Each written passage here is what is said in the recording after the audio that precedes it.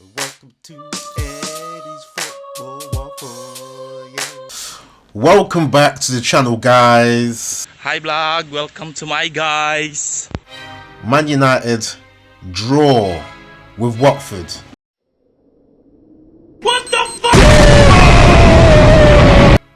Now I don't get what's going on. How is this irony even written into this script of life? How do Man United go from playing the last two seasons of Ole ball, fine margin, underdog, just stinky to watch, they finished third and second respectively, playing some of the worst football I've seen in years.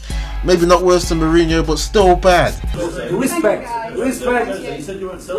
man, respect. Okay, maybe they played some good games, but for the majority, Man United were playing bad football to get top four. And now they're playing some of the best footy I've seen, some of the most dominant footy, creating some of the most chances, and now they're going to battle top four? What kind of bullshit irony is this? Is God up there looking down and just laughing? Because this is bullshit, man. I don't get that. If you don't get it, forget about it. But anyway, I want to talk about the positivity of those chances being created. We've seen the balance. Now, if you look at it, ignore the result. I'm sure the football purists see Man United have the balance. They had the balance against Watford. And yeah, you can just say, oh, it's just Watford. But Man United took a four-piece.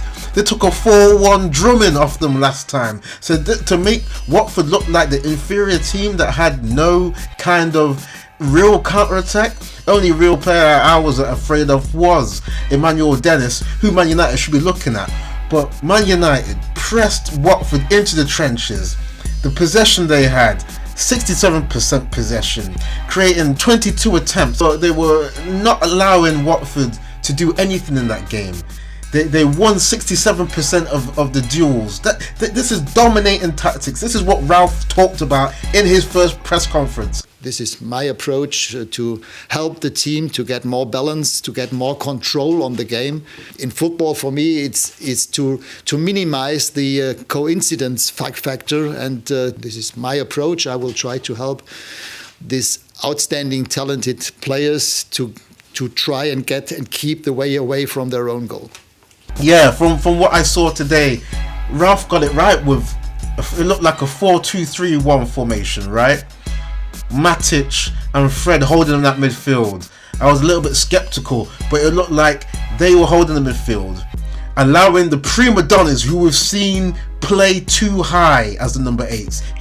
Ralph allowed Bruno and Pogba to just have almost free roles, going forward as a left attacking mid and a central attacking mid, with Elanga on the right being like a kind of inverted winger.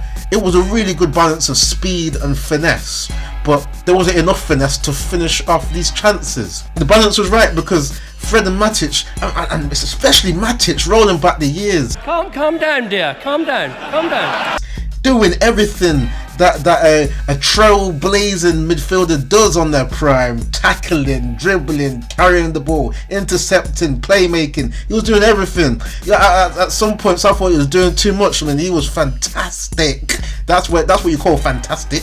And Maguire being dropped, Ralph has got some power in this team, because to drop the captain it was great, because he's not been playing like a captain. He's been at fault for goals. So the Dudley Boys 2.0.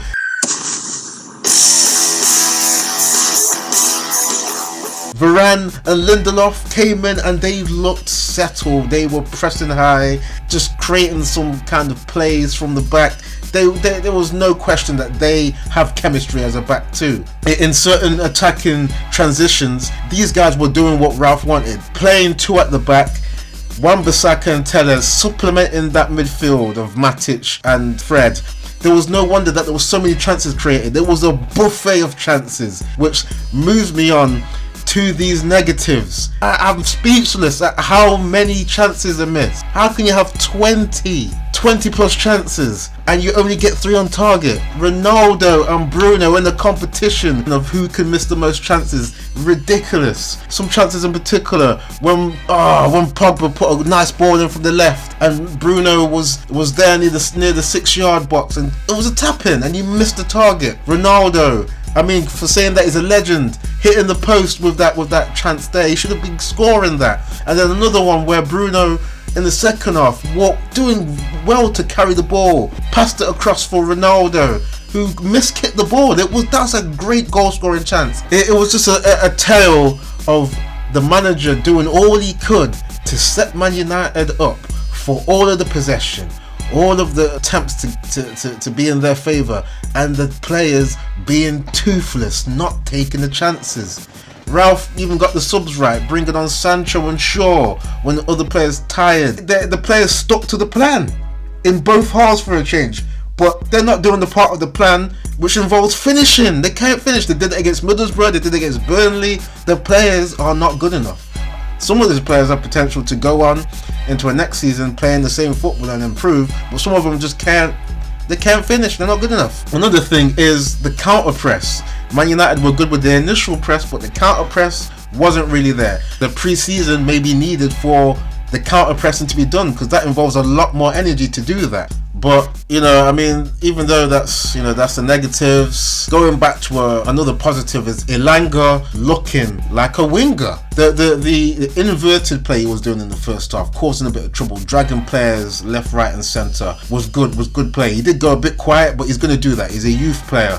And then the second half, the burners he had on the right hand side, he was killing some of those fullbacks. They had to double up on him at a certain point, which is what people do for Sancho, because he's a great 75 million player. And there was one chance he had where, great bit of skill on the right hand side from Elanga, cut in, linked up with Fred put it in, nice intricate ball to Pogba, who did a nice back flick to Elanga, who just couldn't finish it, couldn't get it on target. It looked like something he should have got on target. But everyone was toothless today. Everyone that had a chance was toothless.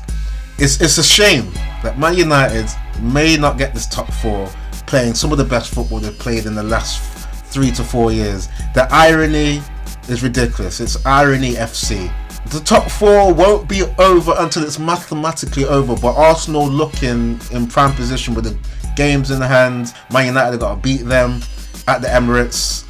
But anyway, thanks for tuning in. Like and subscribe, and peace.